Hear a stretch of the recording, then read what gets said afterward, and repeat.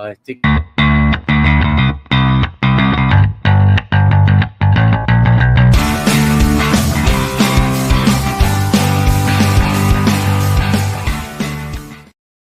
Hello and welcome to another special episode of MMO Weekly, presented as always by Chitty's Cheesesteaks. I'm your host, Sal Manzo. Today joined by Matthias Altman Kirasaki. Matthias, thanks for joining, man. Putting a capper on kind of a exciting trade deadline couple of days here. Last night after Mike and I spoke, it was the bullpen that got bolstered between the two additions. And today the Mets get their center fielder in Cedric Mullins. They trade with the Baltimore Orioles, obviously. So just kind of want to get your thoughts first on the Mullins trade and then just kind of the Mets trade deadline overall. Yeah, I would say that the Mullins trade, it's solid. All right, I'll admit, not my first choice when it comes to center fielder, but there weren't a lot of options available.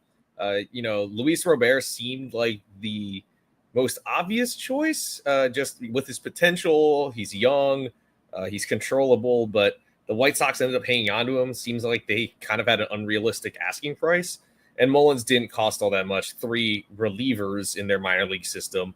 And, the Mets have struggled mightily to get offensive production from their center fielders. Only a 602 OPS from their center fielders, which is very, very below average. One of the worst in the league. He has an 868 OPS in July and a 915 OPS in the second half.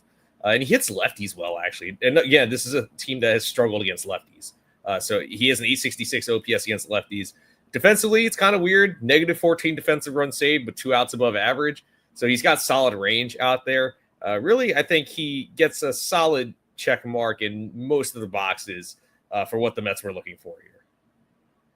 Yeah, it's interesting what you said about the defense there, right? He's a guy who can run it down, doesn't have a great arm in center field, but gets to what he can to run it down out there, which kind of, supports the numbers you're talking about. I look at Mullins as he's a better option than Tyrone Taylor, I think, as far as at least offensively. There's the opportunity at least, or the chance for some pop. We know that Mullins is 2021 was an all-star. He finished top 10, I believe, in MVP voting in the American League that year. Was a Silver Slugger, former 30-30 guy. I don't know if you're getting that out of him, but, there's some chance there of a guy who can hit the ball out of the ballpark. He's had some spurts this year of more of the player that he used to be. So I think it's a fine move by the Mets. Left-handed player, or hitter, I should say. Interesting, obviously he's a center fielder. But a guy, I think about a guy like Stephen Kwan, who's now still in Cleveland.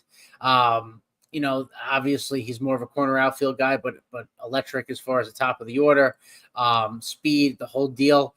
So I'm wondering kind of what maybe the asking price there for somebody like that was. They didn't pull the trigger, but the Mets had to kind of make a move in center field. They couldn't, like I said, go along with Taylor and McNeil playing center field the rest of the way. So I think they picked themselves up a professional center fielder that, if they get lucky, can get a little hot here and, blend in at the bottom of that lineup.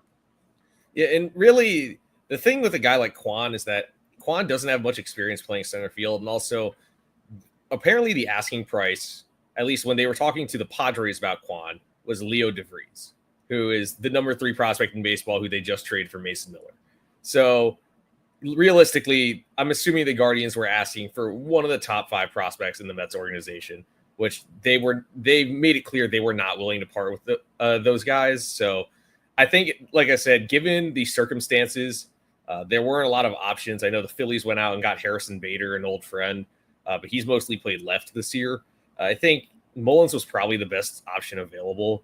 It sounds like I said, the White Sox were kind of asking for what they were trying to trade Luis Robert for what he was in 2023, not what he currently is. So I think this was the most reasonable option they could have gone with trying to get a solid everyday center fielder. Yeah, I think, like you said, not having get up a ton. He's a veteran guy. It's an upgrade from what they've kind of had there so far. So, they'll ride. You know what you get with the top 4 in the order, and now the bottom of the lineup has come to life here the last couple of weeks, which is awesome to see. So a guy like him hitting 9th to flip the lineup is certainly not something, you're going to hate to see. But just kind of overall now, deadline's come and gone. We know the big additions now that the Mets have done here. I just kind of want to get your thoughts on the Mets deadline overall. Really, I think they sort of checked all the boxes, except I would have liked to see them get a starter. All right, realistically, as much as I like Clay Holmes, I think he's probably better off as a reliever. I think we sort of saw that in his last start. Like he was tiring out pretty early. He was failing to put hitters away, failing to put innings away. He kept getting in trouble with 2 outs. So that was like the one thing I wish they had gone after. It sounds like looking at what happened, there weren't a lot of big starting pitcher trades. I know that Sandy Alcantara stayed put, Edward Cabrera stayed put, Joe Ryan sounded like he was going to get moved, but he didn't. So really, they're not alone there. All right, Merrill Kelly was a guy who got moved, and Charlie Morton. But I think they did a great job upgrading that bullpen, getting 3 guys who are high leverage arms in Helsley, Rogers, and Soto. And all of them also have closing experience, and they've played in October before. And they didn't have to mortgage the farm. The best player they gave up was probably Jesus Baez. And, that helps alleviate some of that pressure from Edwin Diaz and Reed Garrett. So overall, I think they checked all the boxes except for getting a starting pitcher. So I think they get a solid B+ from me. I think that's fair. It's nice to see that they make the game a 6-inning game now, right? With adding those guys. Like you said, all have closing experience, all kind of give different looks too, which is cool. Obviously we know Rogers is the submariner. But just in general, some different looks. Diaz doesn't have to pitch 3 days in a row, 4 days in a row, something like that. You have a guy like Helsley you could slip in, even a Soto too, like you said. So it's great to see that they now, for all August, September, and hopefully deep in October, that's a bullpen that could really kind of carry them.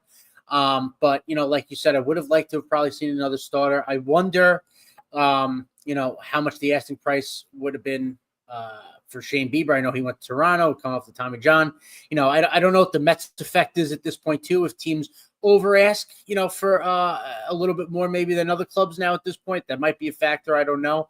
But I wonder how much faith or how much they think that a guy like a Sprout or a Jonah Tong, like any of these guys, are going to give them some innings this year, down the stretch here.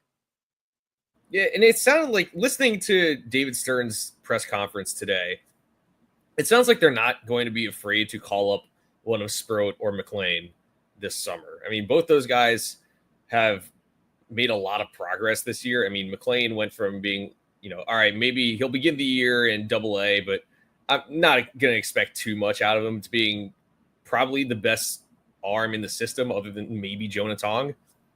So we're looking at a guy who, whether it's I think for him, it's probably as a starter.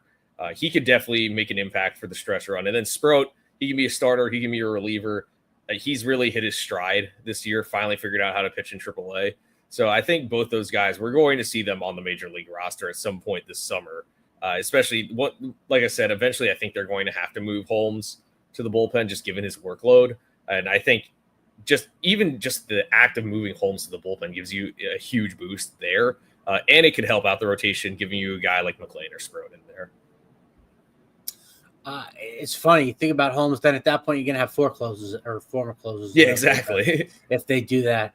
I guess at what point, when does that happen, right? Like when does Holmes make that transition into the bullpen? Is it one of those things where you think maybe because he's had most of the experience there, it's less of a worry that, you need to give him time in there to acclimate? It's really once, I guess, they feel like he's hit that wall or that limit as a starter, he could just kind of go in there and they'll, transition him in that way. I guess they haven't talked about it much, I guess would be the point. But, from what you're saying, what we're seeing, he seems like he is hitting a bit of a wall. So you probably want a guy like that to give you your max effort for an inning, once every couple of days here, than opposed to if he's giving you 5 okay innings, once every 5th day.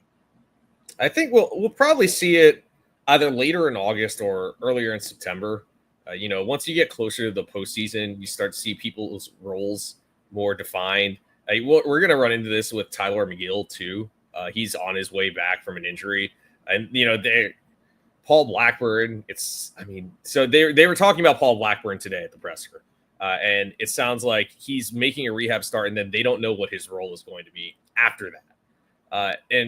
Say that they call up McLean, they call up Sprout, McGill comes back. That's a lot of guys battling for roster spots, and Blackburn probably becomes the odd man out at that point. So I think, though, with a guy like Holmes, like you said, because he has experience being a closer, you're probably, you're okay waiting a little longer to push him over there. It's not like you need to, it's not like a young guy getting sent down because he needs to work as a reliever first. I think this is a situation where even if you wait until later in August or even midway through September, he'll do just fine. Yeah, no, I agree. And a veteran too, right? I guess it all just depends when, like you said, when they want to start defining those roles. Short series in the playoffs, like you said, you're not pitching. A guy like him is going to probably start a full playoff series anyway. Or a playoff game, I should say.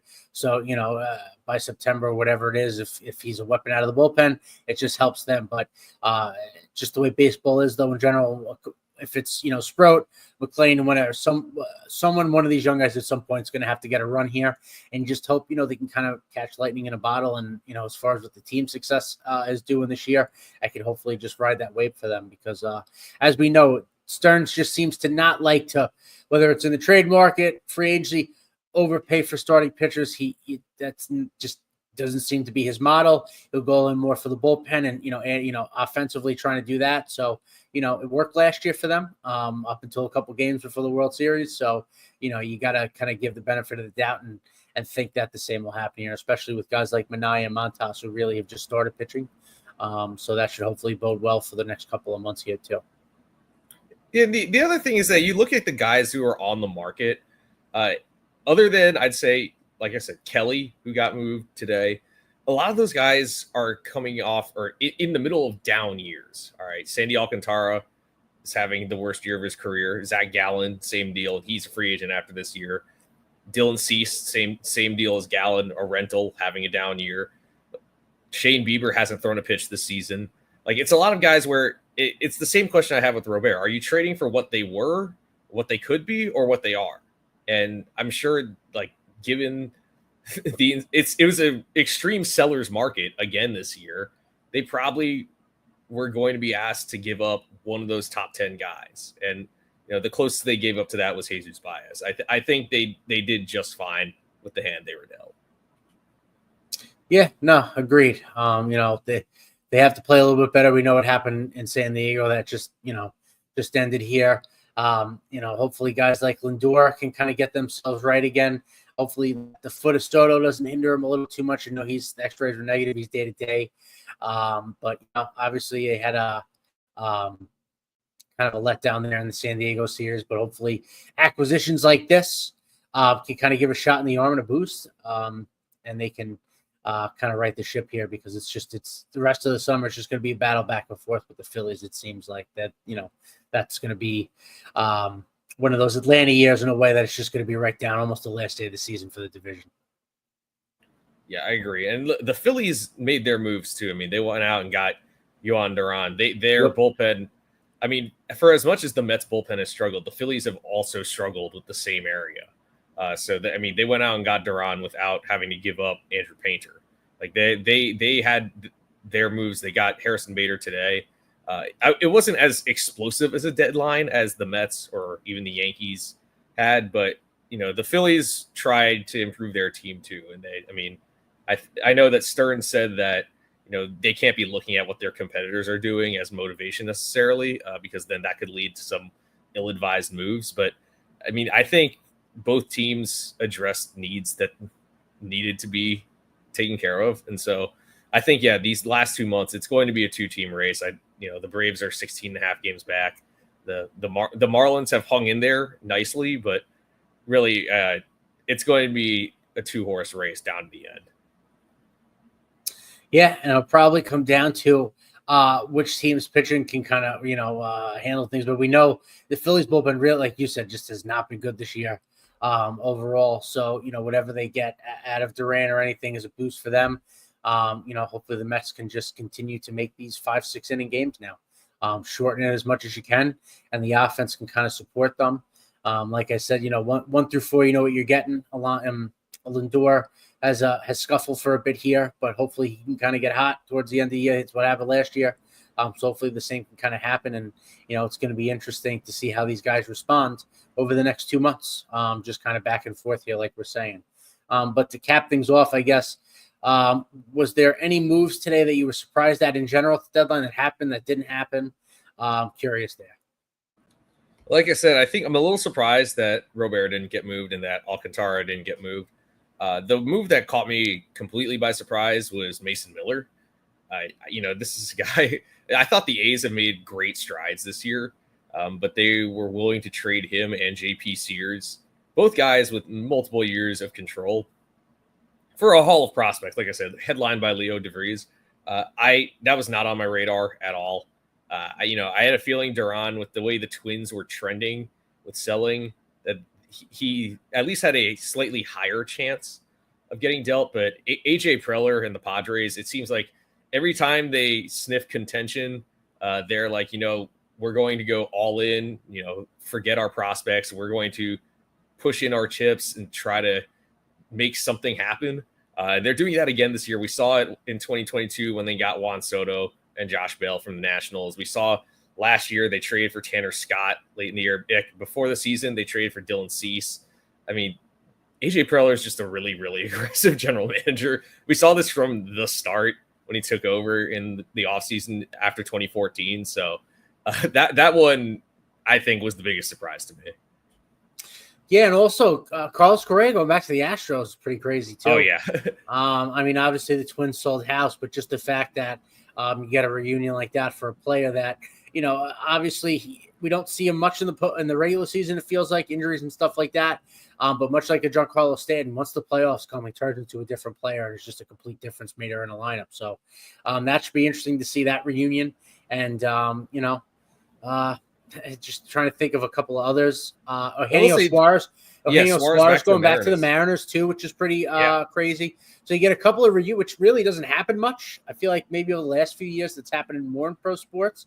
Never used to happen, but still a couple of cool stories there for some teams, like you said, talking about going for it. Bringing back two really beloved players for two different teams.